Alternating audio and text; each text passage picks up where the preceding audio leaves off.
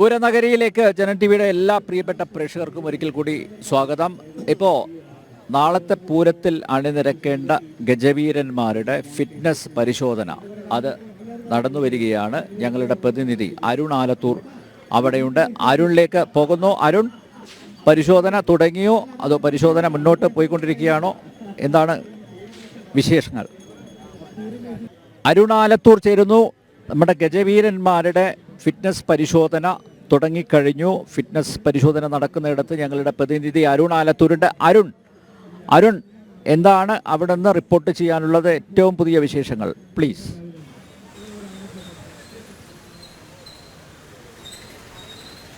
അനിൽ നമ്പ്യാർ, തൃശ്ശൂർ പൂരത്തിന് ഓരോ ദേശങ്ങളുടെയും ഭാഗത്തുനിന്ന് അണിനിരക്കുന്ന ആ ഗജവീരന്മാരുടെ ഫിറ്റ്നസ് പരിശോധനയാണ് ഇപ്പോൾ പുരോഗമിച്ചുകൊണ്ടിരിക്കുന്നത്.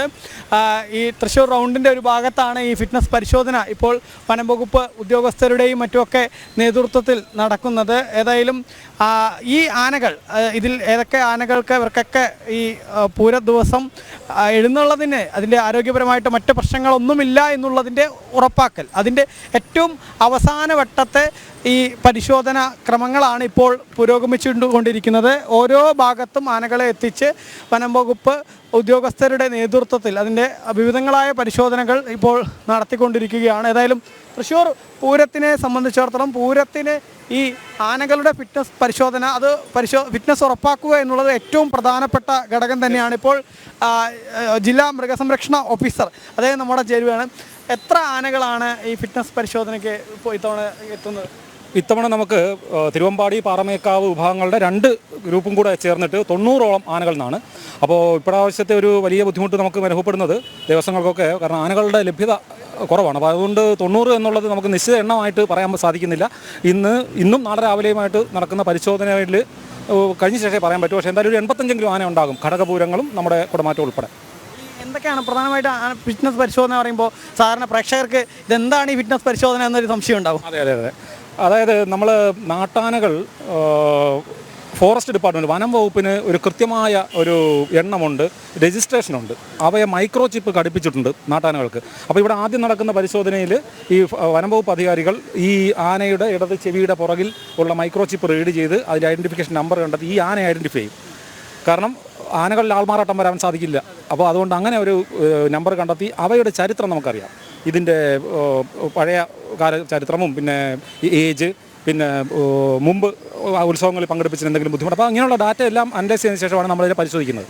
ഇപ്പോൾ മൃഗസംരക്ഷണ വകുപ്പിൻ്റെ ഡോക്ടർമാർ 2 സംഘമായിട്ട് തിരുവമ്പാടി പാറമേക്കാവ് വിഭാഗങ്ങളിൽ നിലയുറപ്പിച്ചിട്ടുണ്ട്. അവരുടെ പരിശോധനയിലാണ് ഈ ആനയുടെ ഫിറ്റ്നസ് കൊടുക്കുന്നത്. ഫിറ്റ്നസ് എന്ന് ഉദ്ദേശിക്കുന്നത് പൂരത്തിന് സുഗമമായും സുരക്ഷിതമായും പങ്കെടുപ്പിക്കാനായിട്ട് സാധിക്കുന്ന ആനകൾ എന്നാണ് വിവക്ഷിക്കുന്നത്. അതിനായി നമ്മൾ ഏറ്റവും പ്രധാനമായിട്ട് നോക്കുന്നത് മതപ്പാടിലുള്ള ആനകൾ വരാൻ പാടില്ല. പക്ഷേ തൃശ്ശൂർ പൂരം പോലുള്ള ഒരു മഹാ ഉത്സവത്തിൽ ഒരു വർഷം മുമ്പ് തന്നെ ആനകളെ ബുക്ക് ചെയ്യുന്ന ഒരു സാഹചര്യമാണുള്ളത്. അപ്പോൾ പിന്നെ ഒരിക്കലും മതപ്പാട് ആ ഒരു സീസൺ വരുന്ന ആനകളെ ബുക്ക് ചെയ്യാൻ പാടില്ല. എന്നാൽ അത് നമ്മൾ പരിശോധിക്കും. ഈ മതപ്പാട് പരിശോധനയ്ക്ക് പുറമെയായിട്ട് ആനയുടെ ആരോഗ്യം, അതിൻ്റെ ഏറ്റവും പ്രധാനമായിട്ട് നമ്മൾ ഇപ്പോൾ ഈ വേനൽക്കാലത്ത് ഉത്സവങ്ങളിൽ പങ്കെടുത്ത് അവശത അനുഭവിക്കുന്ന ആനകളോ അല്ലെങ്കിൽ നിർജ്ജലീകരണമുള്ള ആനകളൊക്കെ ഉണ്ടെങ്കിൽ അവയെ നമുക്ക് മാറ്റി നിർത്തേണ്ടി വരും.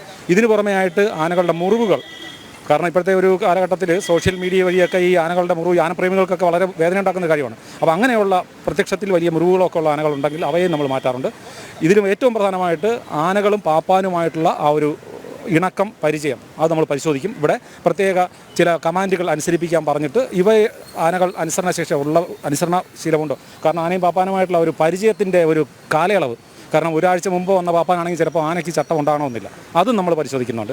ഇതിനെല്ലാം ശേഷം നമ്മളൊരു ഫിറ്റ്നസ് സർട്ടിഫിക്കറ്റ് കൊടുക്കും. ഈ ആനകളെ നമ്മൾ നാളെ ഘടകപൂരത്തിനും കുടമാറ്റത്തിനും പങ്കെടുപ്പിക്കും. എന്നാൽ പോലും ഈ പകൽപൂരം കഴിയുന്ന 7-ാം തീയതി പകൽ വരെ ഈ എലിഫൻറ്റ് സ്ക്വാഡിൻ്റെ പ്രവർത്തനം ഇവിടെ ഉണ്ടാകും. എന്തെങ്കിലും അത്യാഹിതങ്ങളോ പ്രശ്നങ്ങളോ ഉണ്ടാകുന്ന പക്ഷം നമുക്ക് മയക്കുവെടി ഉൾപ്പെടെയുള്ള സംവിധാനങ്ങളുമായി പരിചയസമ്പന്നരായ ഉദ്യോഗസ്ഥർ ഇവിടെ ക്യാമ്പ് ചെയ്യുന്നുണ്ട്.